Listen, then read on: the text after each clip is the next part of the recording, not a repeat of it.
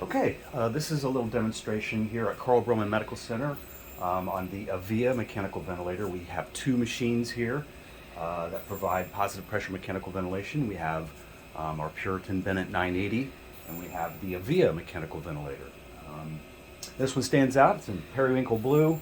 It is American made and it is FDA approved for heliox gas interventions. So I'm just going to run through where the parameters are and where you can find some of your measured data.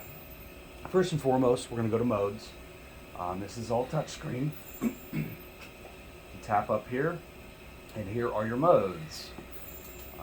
Here we're going to be using pressure regulated volume control assist control. I'm going to have a separate video on diving a little bit further into why we are doing that. So here's your mode. And here are your parameters. You have your rate, your backup rate, essentially, your mechanical tidal volume, inspiratory time, PEEP.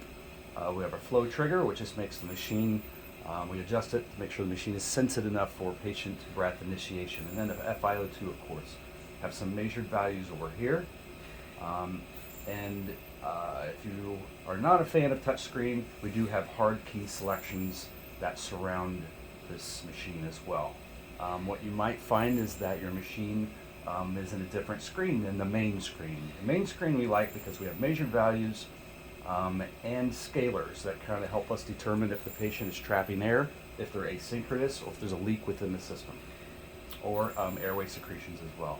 I'm going to tap up here to main, and then this will give us a couple more options for screen selections and maneuvers. We're going to hit monitors, and this is kind of a nice number data screen for us. We're going to be performing plateau pressures and static lung compliance measurements. Every vent check tells us if the percentage of the leak that's in the system. Go back to main.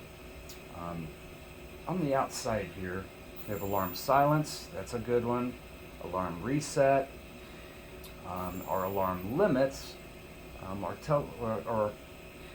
Our boundaries that we set to say, hey, I want to know about a respiratory rate that is this high or this low, or a volume that is this high or this low. Basic pressure and volume limits. You have a manual breath.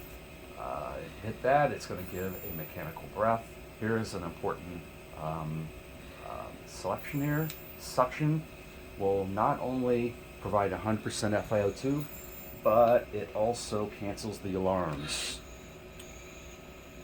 So I'm disconnected here and no audible alarms. So you need to know that. If you were to hit suction alone and the patient extubates themselves, we're not going to hear about it for a couple minutes.